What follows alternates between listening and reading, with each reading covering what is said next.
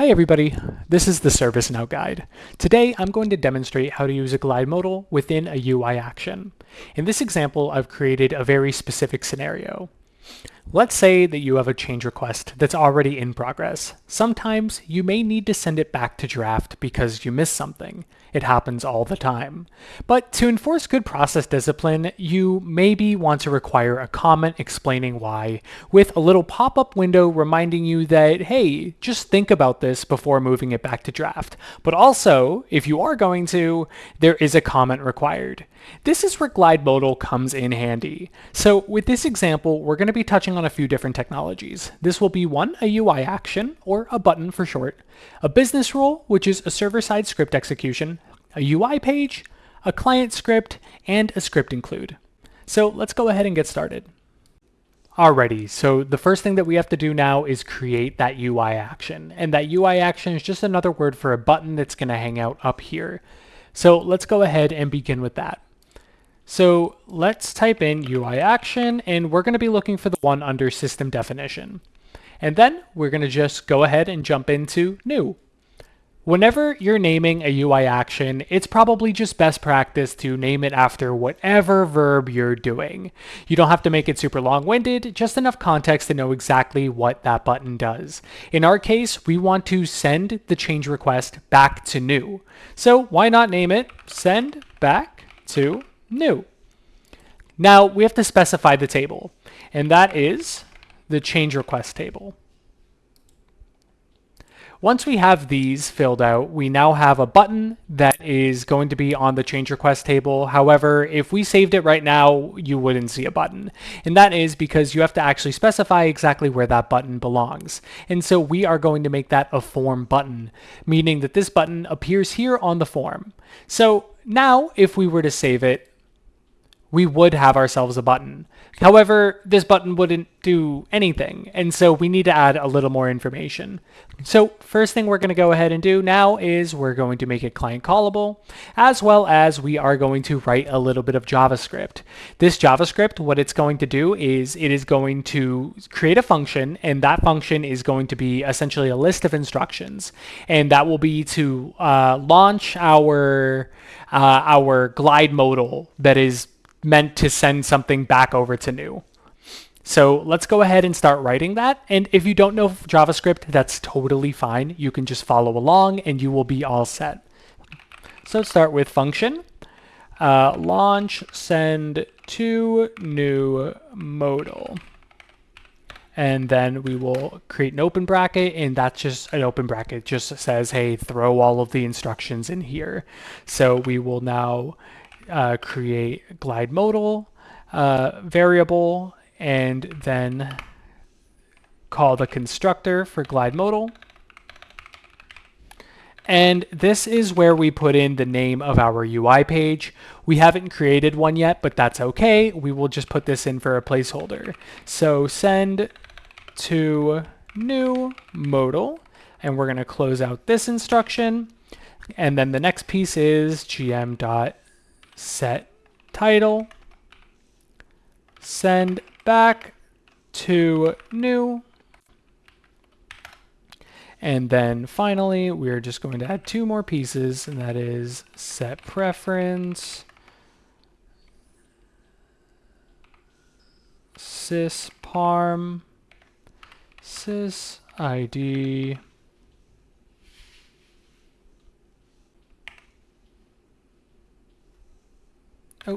comma there, and then gform get unique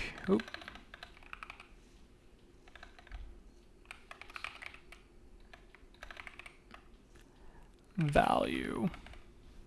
We're going to close that instruction, and then we'll go ahead and render it. So let's see, do we have everything here? Set title, set preference. No, we don't have everything, because once we click on this button, it still will not do anything. And that's because we haven't told it what to do on click. So what we want to do is we just want to go ahead and take this function here, and on click, call the function. So once we save that, we will be able to jump right over to our change.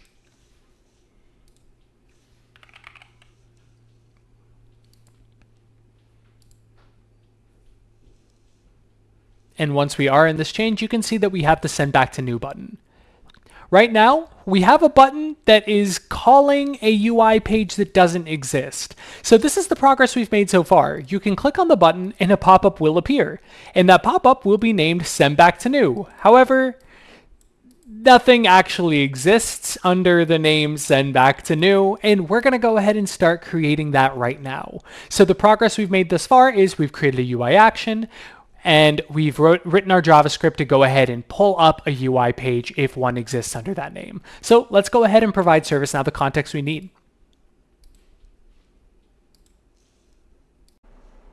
Let's go ahead and jump over to UI pages. Now I do want to be sure to let you know that we are going to be doing a little bit of back and forth when we do our UI pages piece. So first thing I want to do is actually go back over here and make a note of the name of our modal. That's going to be send to new modal. And so as we jump into UI pages, we are going to select new.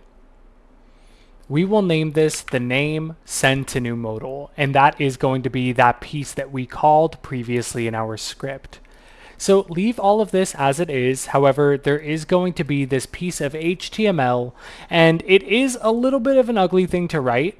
So what I am actually going to do is I'm going to copy and paste this, and I'm going to make it visible for a short little while for you to see.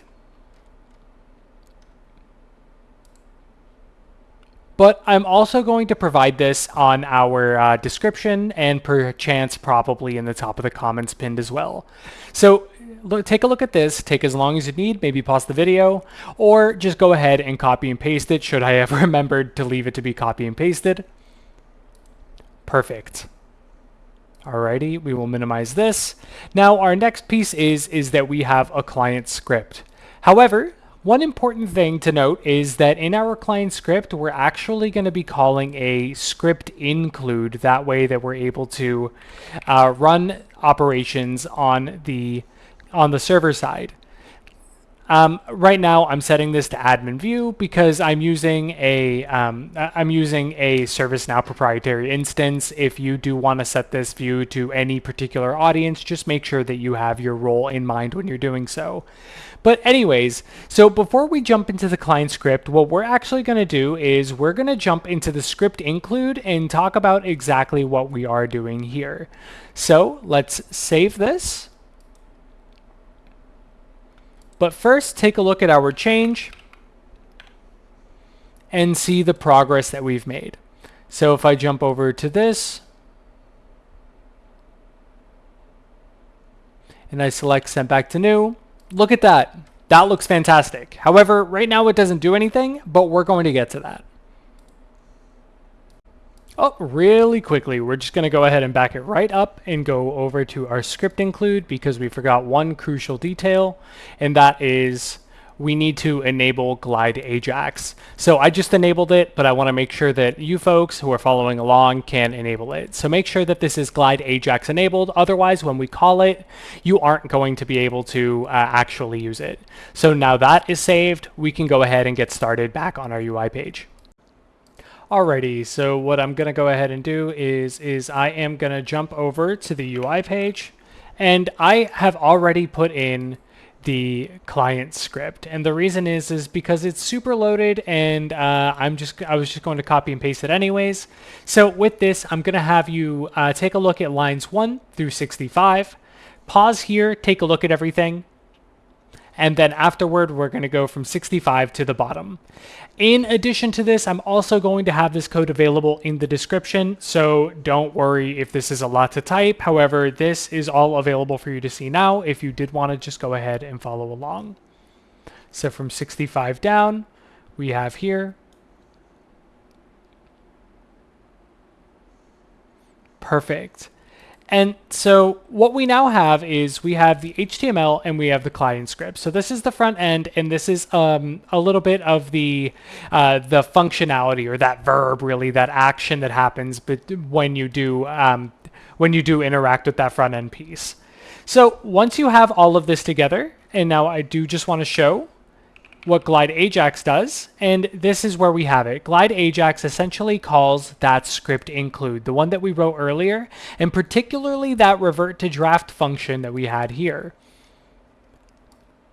And so what that essentially does is it's going to, as we mentioned earlier, that return to draft script just takes the state and brings it back to new, as well as it adds your comments that you had in mind and puts those over in the work notes.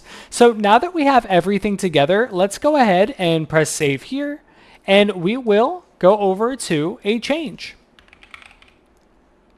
So I'm going to open up a change, and let's go ahead and find one that is in the authorized state. Sure. Let's go ahead and say I'm in the authorized state, and ultimately, no, I actually need to go ahead and send this back to new. Let me fix this.